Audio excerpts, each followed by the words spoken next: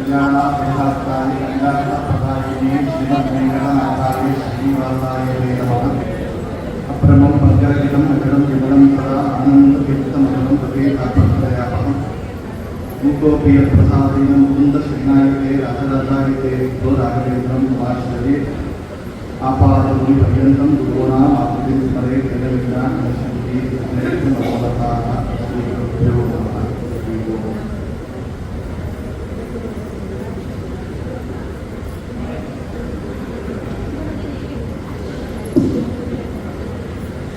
ಎಲ್ಲರಿಗೂ ನಮಸ್ಕಾರ. ಮುಖ್ಯವಾಗಿ ನಮ್ಮ ಗುರುಗಳಾದ ಸಣ್ಣ ಮಗುವಾಗಿ ಏನು ತಿಳಿಯದೇ ಇರಬೇಕಾದಂಥ ಅವರು ಅಭ್ಯಾಸ ನಮ್ಮ ಆ ಸಮಯದಲ್ಲೇ ಒಂದು ನಮಗೆ ಒಂದು ಎಂಕರೇಜ್ಮೆಂಟ್ ಮಾಡಿ ನಮ್ಮನ್ನ ಈ ಥರ ಮಾಡಬೇಕಪ್ಪ ನೀವು ಒಂದ್ಸಲ ಹೇಳಿದವರು ನಮ್ಮ ದಾಸರು ಅಂತ ದಾಸರ ಅವರಿಗೆ ನಮಸ್ಕಾರವನ್ನು ಮಾಡುತ್ತಾ ಈ ಒಂದು ಕನಕದಾಸರ ಜಯಂತಿ ಉತ್ಸವ ಇಷ್ಟು ಬದಲಾವಣೆಯಲ್ಲಿ ಅವರ ಸಂಗಮ ಆಗಬೇಕು ಅಂದ್ರೆ ಇದು ಅರಿವಾಗಿರುವುದು ಅನುಗ್ರಹ ಇದ್ರೆ ಮಾತ್ರ ಸಾಧ್ಯ ಇತ್ತು. ಮುಖ್ಯವಾಗಿ ನನಗೆ ಅನುಭವದಾಗಿದೆ. ಇವತ್ತು ಏನೋ ಒಂದು ಆಫೀಸ್ ವರ್ಗದಿಂದ ನಮ್ಮ ಪ್ರಭಾಕರ್ ಅವರು ಕರೆದಿದ್ರು. ಏನೋ ಪ್ರಾಬ್ಲಮ್ ಆಗಿತ್ತು ಬೆಳಿಗ್ಗೆ, ಇನ್ನ ಬೆಳಿಗ್ಗೆ ಪ್ರಾರಂಭ ಮಾಡಿದ ಕೆಲಸ ಬೆಳಿಗ್ಗೆ 3 ನಿಮಿಷ ಆಗಿತ್ತು. ಇವತ್ತು ಫುಲ್ಲ ಕೆಲಸ ಮಾಡಬೇಕು ಅಂದ್ರೆ ಎಲ್ಲ ಪ್ರಾಬ್ಲಮ್ ಸರಿ ಮಾಡಿಕೊಂಡು ಕನಕದಾಸರು ಇದು ನಿಮ್ಮ ಮುಂದೆ ಬಂದು ಕುಡಿಸಿದ್ದಾರೆ ಅಂದ್ರೆ ಅದು ದಾಸರ ಮಹಿಮೆಯ ಒಂದು ಅನುಭವಪೂರ್ವದಲ್ಲಿ ಅನುಭವ ಮಹಿಮೆ ನನಗೆ ಕಾಣಿಸ್ತಾ ಇದೆ. ಕಣಕ ಅಂದ್ರೆ ಎಲ್ಲರ ಕಣಕ ಮುಂದೆ ಓಡುವವರು ಇದು ಗೋಲ್ಡ್ ವ್ಯಾಲ್ಯೂ ಇಷ್ಟು ನಮಗೆ ಗೊತ್ತು. ಆದರೆ ಶಾಶ್ವತವಾದ ಕಣಕ ಅಂದ್ರೆ ಕಣಕ ಎಲ್ಲ ನಾಮಗಳು ಭಗವಂತನ ನಾಮನೇ. ಕಣಕ ನಾಮಕ ಪರಮಾತ್ಮನ ನಾಮವನ್ನು ಇಟ್ಟುಕೊಂಡಿದ್ದಾರೆ. ಶಾಶ್ವತವಾದ ಐಶ್ವರ್ಯ ಅದು ಭಗವಂತನ ಐಶ್ವರ್ಯ. ದೊಡ್ಡ ರಾಜವಾಗಿದ್ದು ಒಂದು ರಾಜ್ಯಕ್ಕೆ ರಾಜ್ಯವನ್ನು ಮಾಡುತ್ತಾ ಇದ್ದವರು ಕನಕದಾಸರು ಕೇಳ್ತೇವೆ. ನಮ್ಮ ದಾಸರ ಪರಂಪರೆಯಾಗಲಿ ಮಧ್ವ ಪರಂಪರೆಯಾಗಲಿ ಎಲ್ಲ ರಾಜರಾಗಿದ್ದವರು. ಒಬ್ಬರೊಬ್ಬರೇ ಕೂಡ ನರಗರಿಕೆದ್ದರು ಆಚಾರ್ಯ ಪ್ರಧಾನ ಶಿಷ್ಯರು 12 ವರ್ಷ ಕಾಲ ರಾಜವಾಗಿದ್ದು ರಾಜ್ಯವನ್ನು ಆಡುತ್ತಾ ಮೂಲರಾಮ ದೇವರ ತಮ್ಮದು ಒಪ್ಪಿಸಿದವರು ನರಗರಿಕೆದ್ದರು. ಅಂದರೆ ಅವರ ಬಂದವರೆಲ್ಲ ಜ್ಞಾನದಲ್ಲಿ ರಾಜ್ಯ, ಜ್ಞಾನ ಪರಂಪರೆ ಸಾಮ್ರಾಜ್ಯದಲ್ಲಿ ರಾಜರಾಗಿದ್ದವರು. ದ್ವಿಪಾದ ರಾಜರು, ವ್ಯಾಸ ರಾಜರು, ವಾದಿ ರಾಜರು, ಕುರು ರಾಜರು, ಎಲ್ಲರೇ ರಾಜರೇ ಅವರಲ್ಲ. ಅವ್ರಿಗೆ ಏನು ಸಂಪತ್ತಿತ್ತು ಅಂದ್ರೆ ಜ್ಞಾನ ಸಂಪತ್ತಿತ್ತು. ಅಂತ ದೊಡ್ಡ ಜ್ಞಾನ ಸಂಪತ್ತಿಗೆ ಮುಂದೆ ಈ ಒಂದು ಧನ ಸಂಪತ್ತು ದೊಡ್ಡದಲ್ಲ ಅಂತ. ಕನಕ ದೊಡ್ಡ ರಾಜವಾಗಿದ್ದವರಿಗೆ ದೊಡ್ಡ ಯುದ್ಧ ಮಾಡಿದರೆ ನೋವಾಗಿತ್ತು.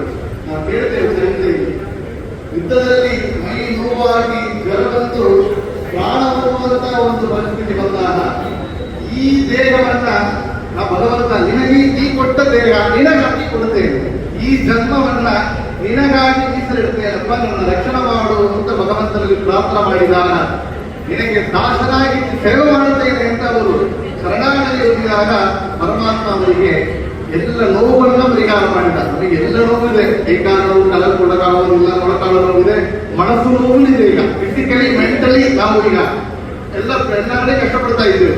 ಎಲ್ಲ ನೋವನ್ನು ಪರಿಹಾರ ಮಾಡುವ ಭಗವಂತ ಅಂತ ಕನಕದಾಸರ ಚರಿತ್ರೆ. ನೋವು ಪರಿಹಾರ ಆಗಿದ್ದು ಆತ್ಮ ಹೇಳಿದರು, ದಾಸನಾಗಿ ನಾನು ನಿಮಗೆ ಸೇವೆ ಮಾಡುತ್ತೇನೆ ಅಂತ ಇಡೀ ಜೀವನವನ್ನ ದಾಸನಾಗಿ ಮೀಸಲಿಟ್ಟರು. ವ್ಯಾಸರಾಜರಲ್ಲಿ ಒಂದು ಪದಾರ್ಥದಲ್ಲಿ ಕನ್ನಡಾಗಲಿಯನ್ನು ಪಡೆದಾಗ ದಾಸ ದೀಕ್ಷೆಯನ್ನು ಕೊಟ್ಟಿದ್ದಾರೆ. ಕನಕದಾಸರು ನಾವು ಕೇಳಿದೆವು, ಸಾಮಾನ್ಯರಲ್ಲ ಅವರು ಯಮಧರ್ಮರಾಜರ ಸಂಭೂತರು ಅಂತ. ಯಮಧರ್ಮರಾಜರು ಅಂದ್ರೆ ಪರಮ ವೈಷ್ಣವರಿಗೆ ಒಬ್ಬೊಬ್ಬರು ಅಂತ.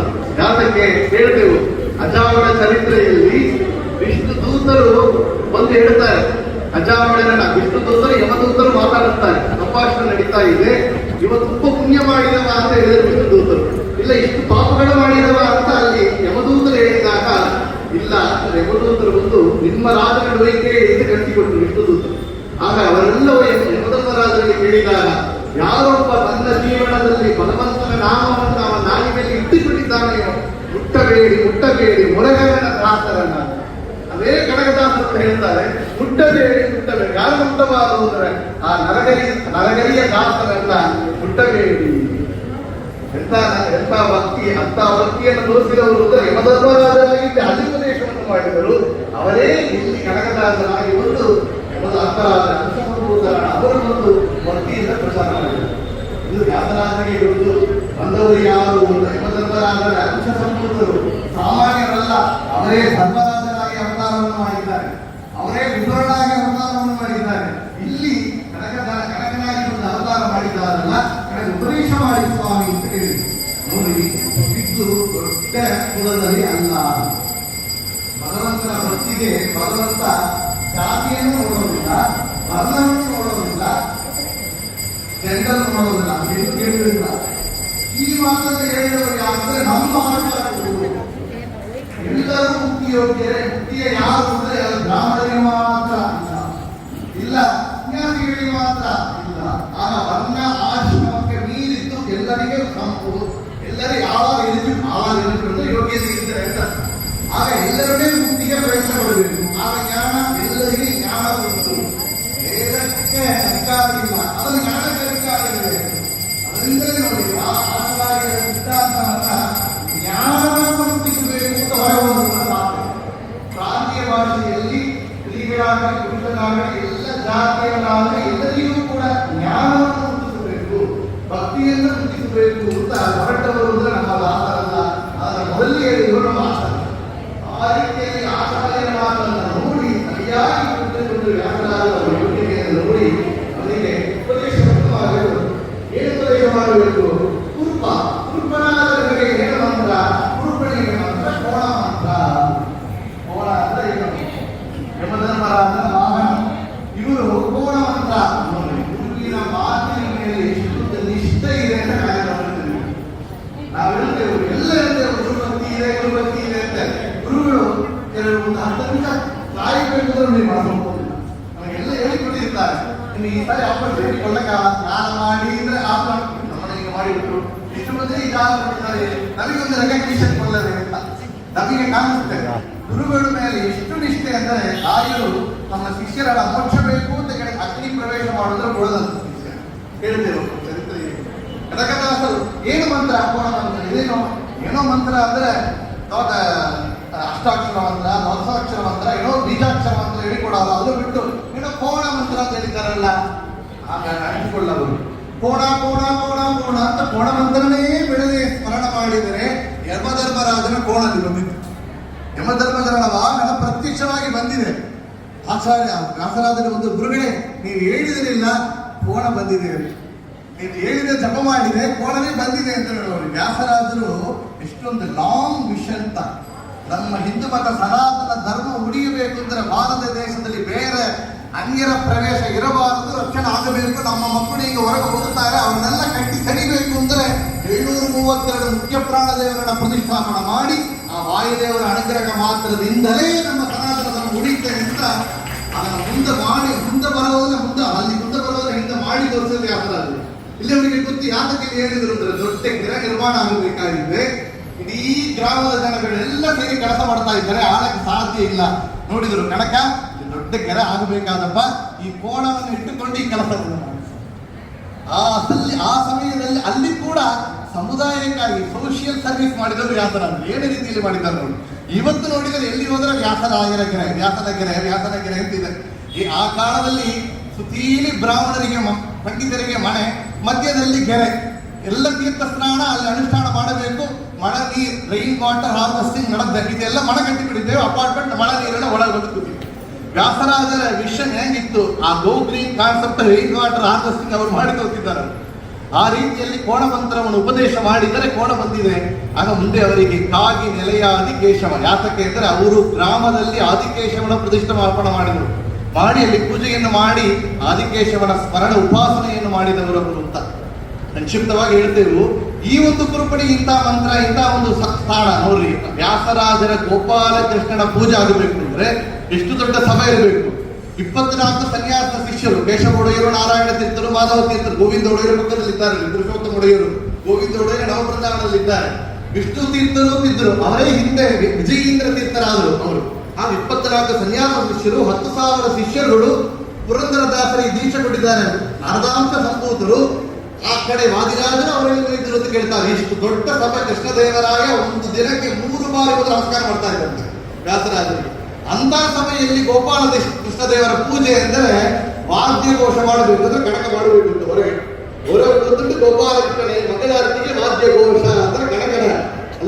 ಆಗುತ್ತಾ ಇರುತ್ತೆ. ಕನಕದಾಸರ ಹಾಡು ಎಲ್ಲ ನಾವೆಲ್ಲ ಅವರ ಹಾಡನ್ನ ಪ್ರಾಕ್ಟೀಸ್ ಮಾಡಿ ಯೂಟ್ಯೂಬ್ ಬಳಿಯಲ್ಲಿ 4 ಸಾರಿ ಹೇಳಿ ತಪ್ಪು ತಿದ್ದಿಕೊಂಡು ಇನ್ಸ್ಟೆಂಟ್ ಆಗಿ ಬಂದ ಹಾಡುಗಳು, ಅಪರೋಕ್ಷ ಜ್ಞಾನಿಗಳು. ಅದೆಲ್ಲ ಓದಿ ಬಂದ ಜ್ಞಾನ ಇಲ್ಲ, ಡಿವೈನ್ ಪವರ್. ಓದಿ ಬಂದ ಜ್ಞಾನ ಇಲ್ಲ, ಗುರುಗಳ ಅನುಗ್ರಹ. ವ್ಯಾಸರಾಜರು ಒಂದು ಕ್ಷಣ ಕೋಣಮಂತ್ರ ಉಪದೇಶ ಮಾಡಿದರೆ ಇಡೀ ಆಚಾರ್ಯರ ವೇದಗಳ, ಉಪನಿಷತ್ತುಗಳ, ಆಚಾರ್ಯರ ಟೀಕಾಚಾರ್ಯರ ಎಲ್ಲ ಗ್ರಂಥಗಳ ಸಾರವನ್ನು ಕೊಟ್ಟಿಗಳು. ಸ್ವಯಂ ಅವರು ಯಮಧರ್ಮರಾದ ಅಕ್ಷ ಸಂಭೂತರು, ಜ್ಞಾನಿಗಳು. ಆದರೆ ಇಲ್ಲಿ ವ್ಯಾಸರಾಜನ ಅನುಗ್ರಹ ಆತರ ಆಗಿತ್ತು ಅಂತ.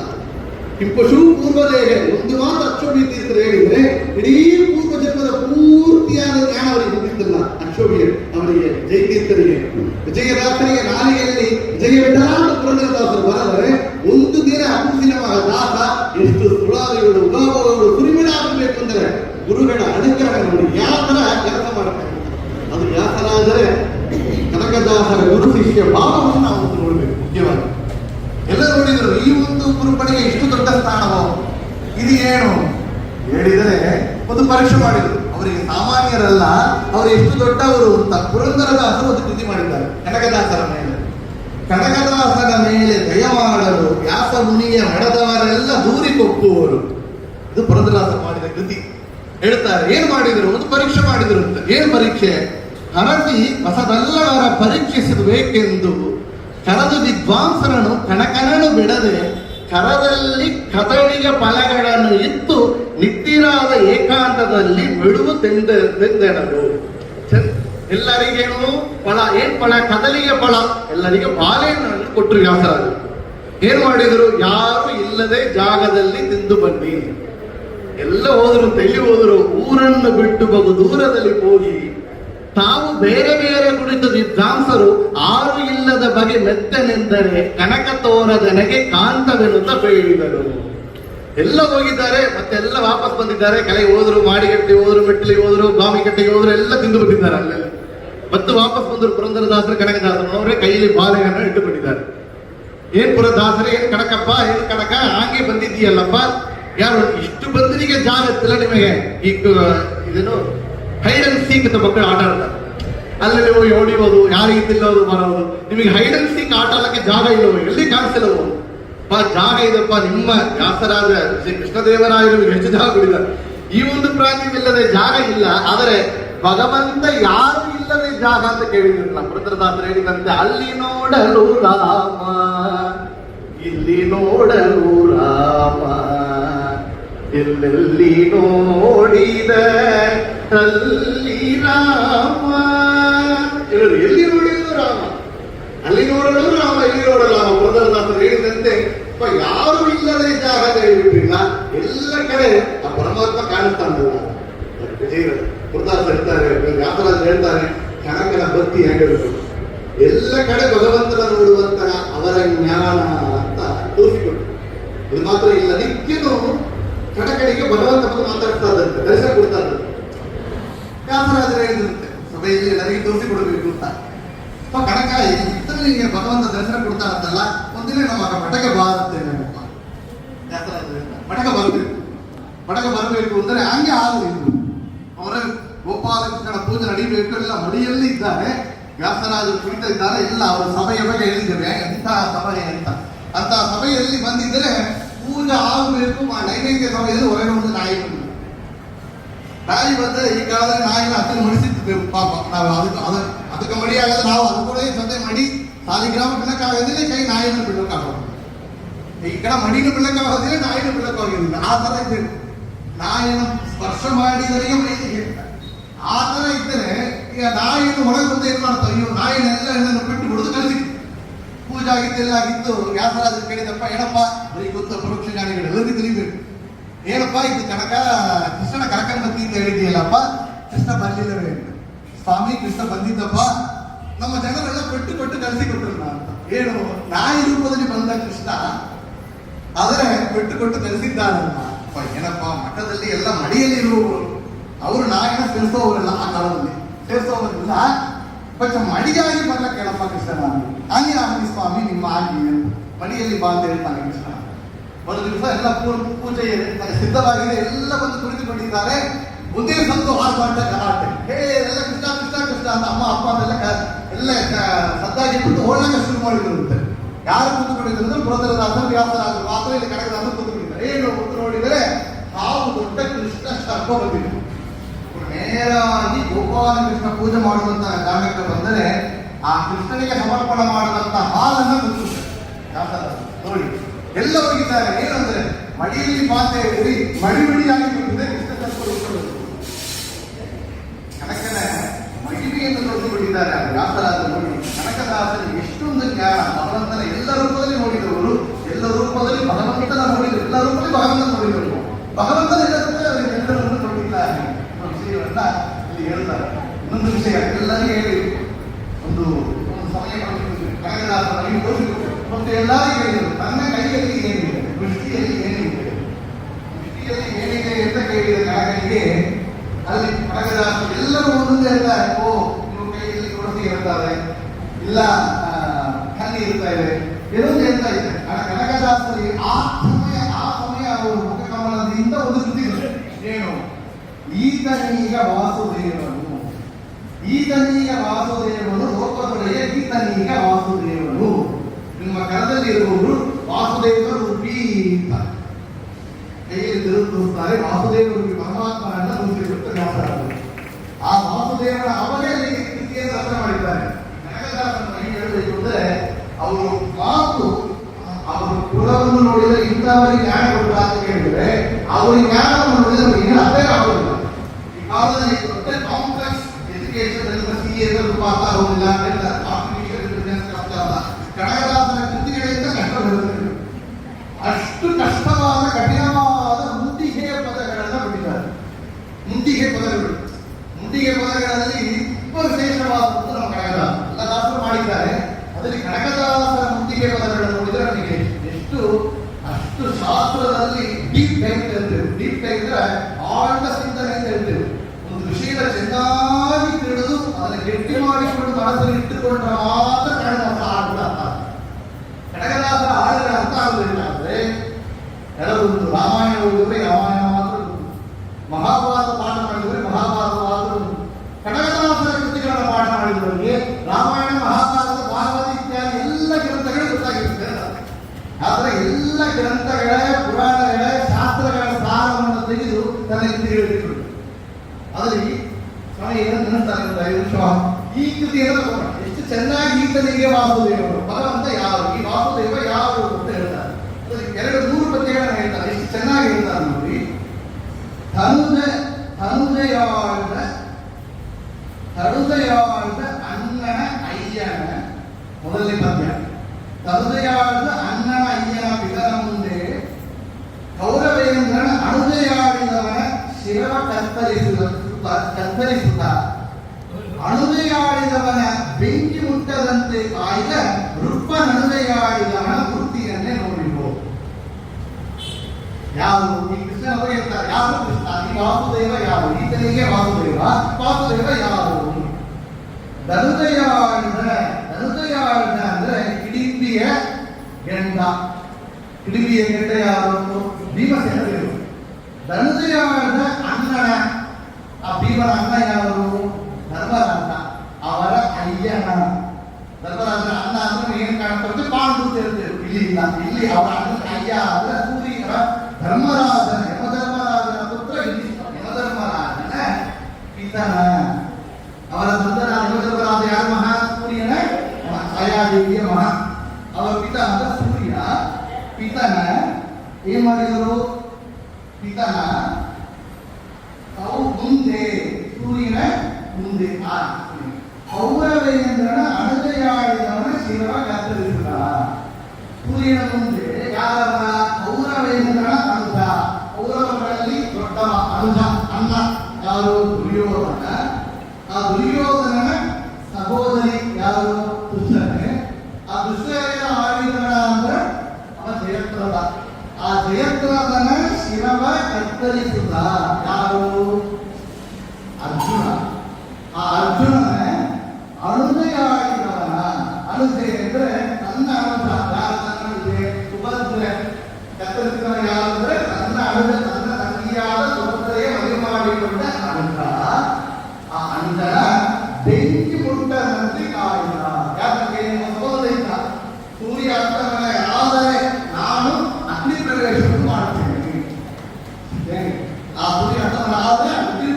ಮಾಡ್ತೇನೆ ಅಂತ ಹೇಳಿದ ಅರ್ಜುನನ್ನ ಬೆಂಕಿಯಿಂದ ಕಾಯ್ದ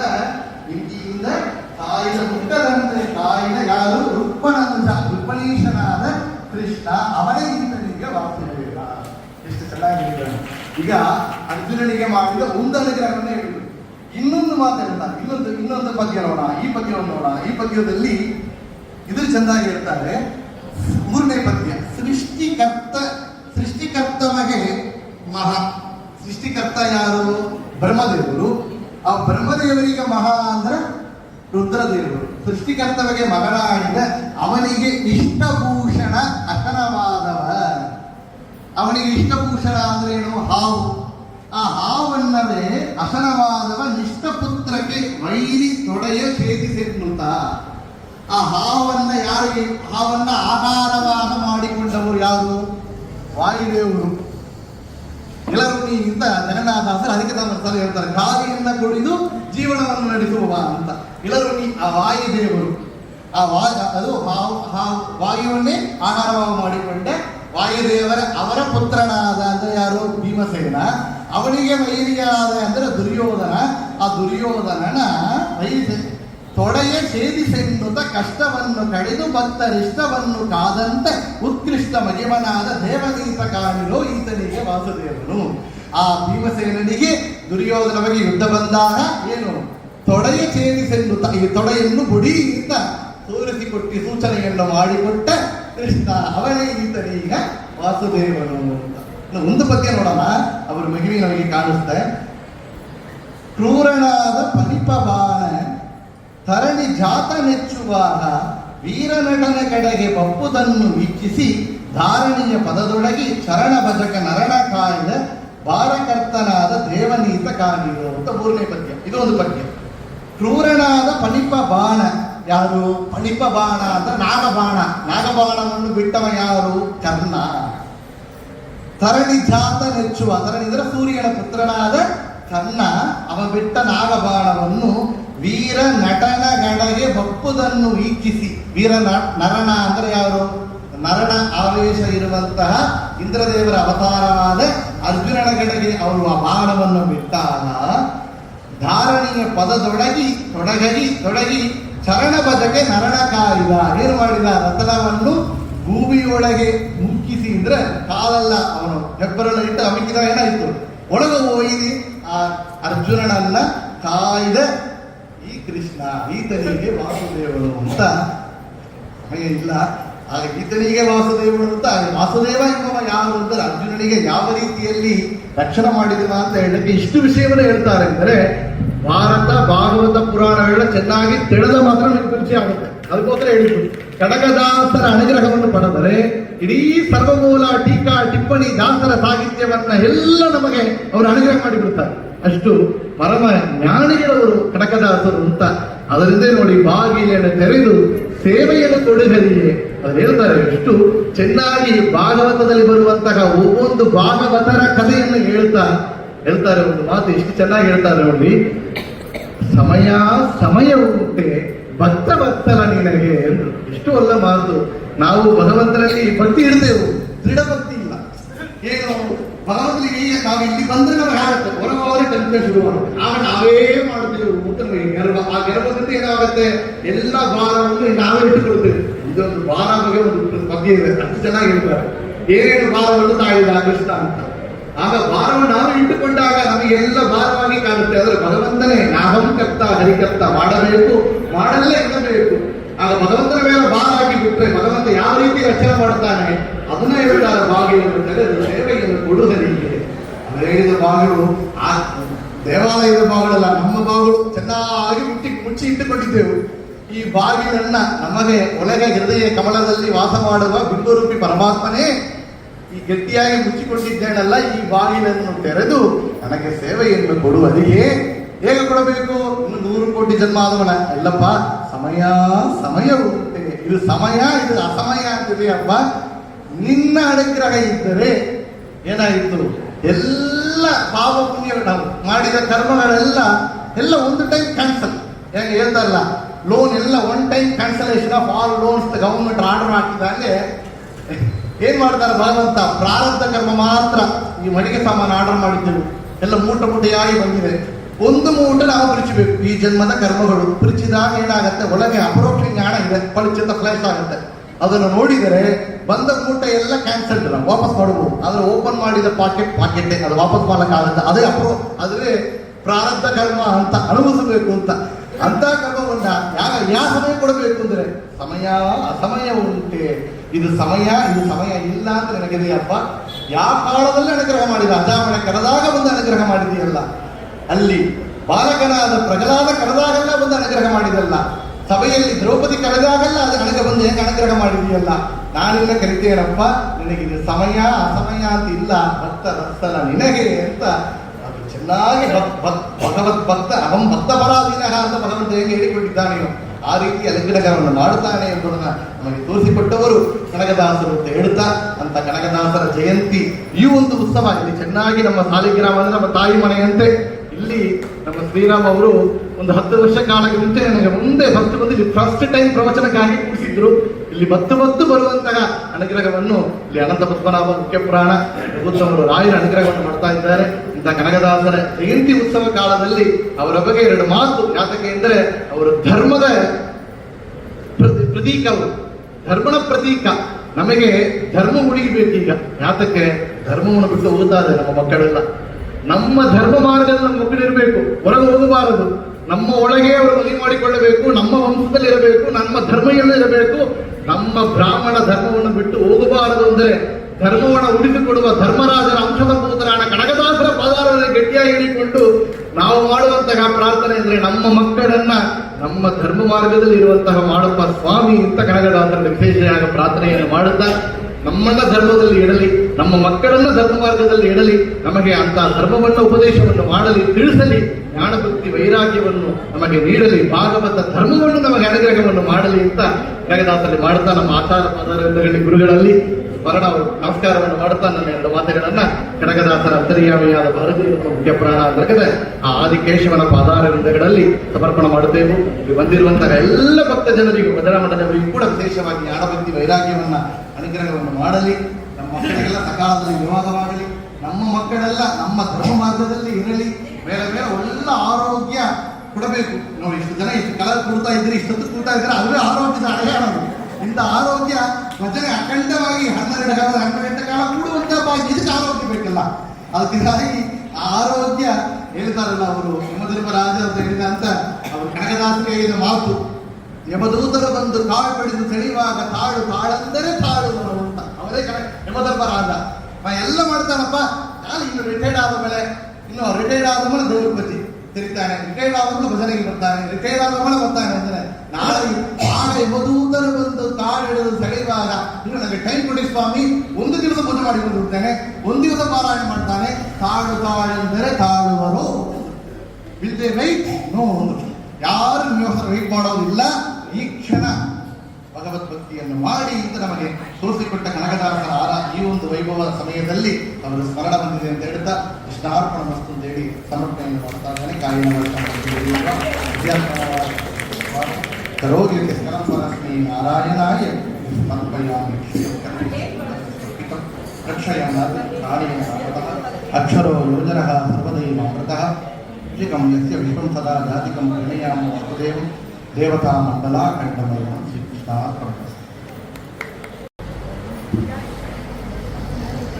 ಈ ಮಹಿಮಂಡಲೊಳಿಯ ಗುರು ಶ್ರೀಮದ್ ಆಚಾರ್ಯರ ಮತ ಅನುಗರಾದವರ ಮಹಾವೈಷ್ಣವರ ವಿಷ್ಣು ಪಾದಾಬ್ಜ ಮಧುಕರರ ಸ್ತೋಮಗೆ ಆಮನಿಸವರ ಬಿಡದೆ ಅವರವರ ನಾಮಗಳ ಪೇಳಲೆ ನಡವೆ ಯಾಮಯಾಮಗಳಲ್ಲಿ ಬೋಧಿಸಲವರಿಗೆ ಸದ್ವಿಷಯ.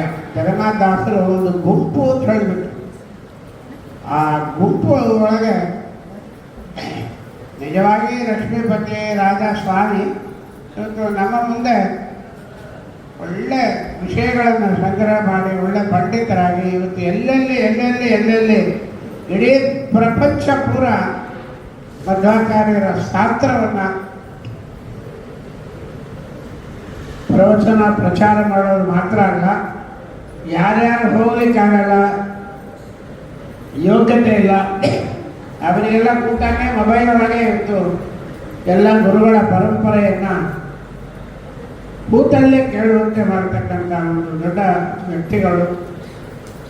ಅವರನ್ನು ಇಟ್ಟು ನಮಗೆ ಕರೆಸಿ ಕನಕದಾಸರ ಮುಂಡಿಗೆಗಳನ್ನು, ತತ್ವಗಳನ್ನು, ಅವರು ಯಾರು ಎಂಬುದನ್ನು ತಿಳಿಸಿಕೊಟ್ಟ ಪರಮ ಪೂಜ್ಯ ಶ್ರೀ ಪಂಡಿತರಾದ ಲಕ್ಷ್ಮೀಪತಿ ರಾಜ ಅವರಿಗೆ ಸಾಷ್ಟಾಂಗ ಪ್ರಣಾಮಗಳನ್ನು ಸಲ್ಲಿಸ್ತಾ,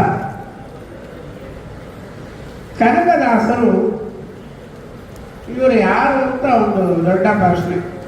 ಎರಡೇ ಮಾತು ಹೇಳ್ತೇನೆ. ಎರಡು ಕಾರಣ